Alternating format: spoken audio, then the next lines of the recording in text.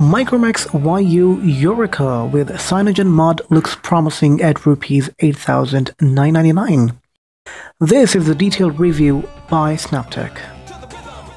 On Thursday, 18th December 2014, Micromax launched a new series of smartphones under its CyanogenMod-based YU brand. The first smartphone is called Yureka, and Micromax's tagline for the smartphone is "Play God." Essentially, the smartphone runs Android 4.4.4, but this is the CyanogenMod modified version of the OS, and as the Micromax co-founder Rahul Sharma said during the launch, this OS is like Android on steroids. For the uninitiated, CyanogenMod is a free, community-built version of Android, which is highly customized and is designed to boost the performance of your Android device. It began as an open-source project on GitHub and is still the second biggest project on the site. The Micromax Yureka runs CyanogenMod OS 11, and perhaps the best news is that users will get OTA updates every month. Micromax has also promised that the Android 5.0 aka Lollipop update will be made available pretty soon to users. The biggest plus point for this phone, it will cost only Rs 8,999, and that should definitely appeal to those who love to tinker with their devices. In addition to the price point, users can root the phone, play around with the OS, and not worry about losing their warranty. Again, given that CyanogenMod is an OS is likely to appeal to the geek, tech-savvy audience, this bit about warranty will probably be music to their ears.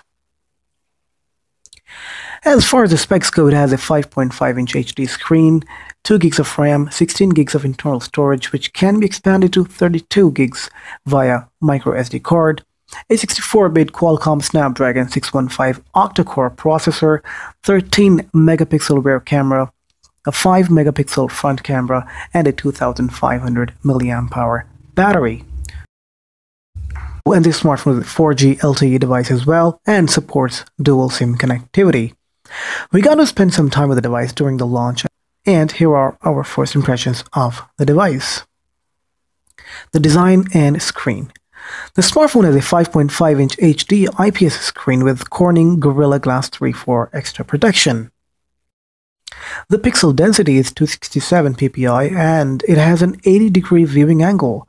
Now, while some of us might not find the HD screen too exciting, let's not forget that this phone costs only Rs 8,999, and at 5.5 inches, this is pretty much a phablet.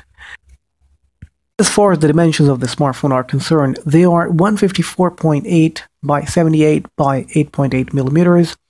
And while it is not a bulky looking device, the 5.5-inch screen means that if you have tiny hands, you're likely to have trouble handling the phone.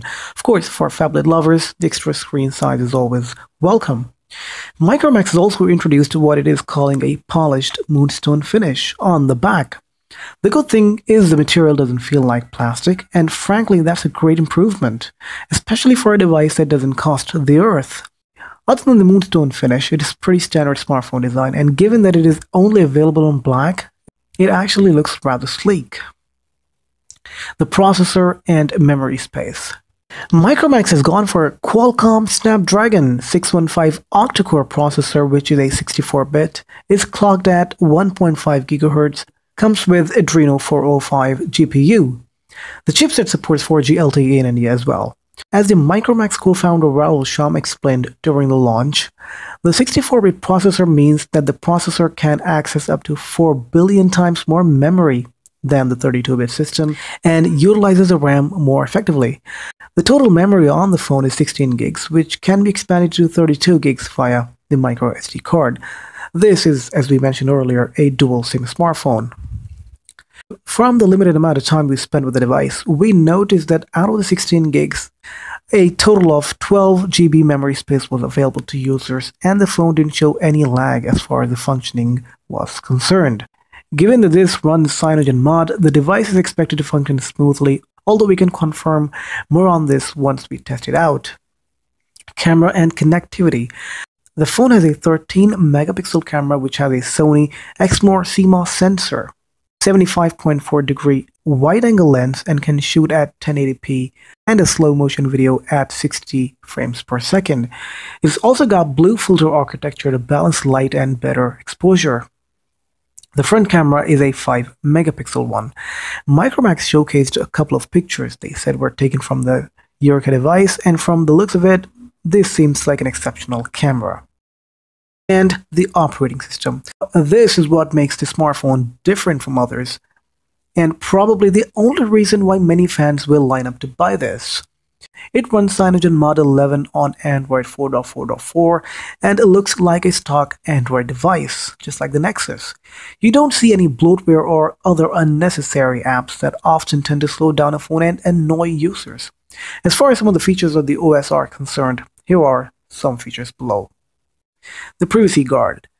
This will allow users to set what privacy settings an app can access.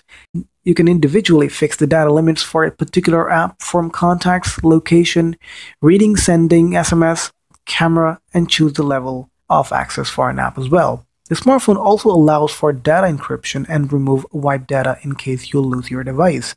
Another feature allows users to password protect apps. Camera. The camera has a variety of features and inbuilt filters. You can just keep swiping up and down to change the filters as you take a picture. The camera also has a burst mode, an HDR mode, a night mode, etc. Themes. The phone will launch with 2 themes in India, and the company will offer more in due course. As far as the OS is concerned, it has a clean, clutter-free interface. Add to that, regular updates will ensure that the phone has the latest feature, which is a big plus point. The battery. The smartphone has a 2500 mAh battery, and Micromax says the standby time is 210 hours and is offering 11 hours of battery on 4G LTE and close to 13 hours on 3G. The company says that the OS has been optimized for better battery. More on this once we test the device, but on paper, 13 hours on LTE sounds exceptional for a device under Rs 10,000.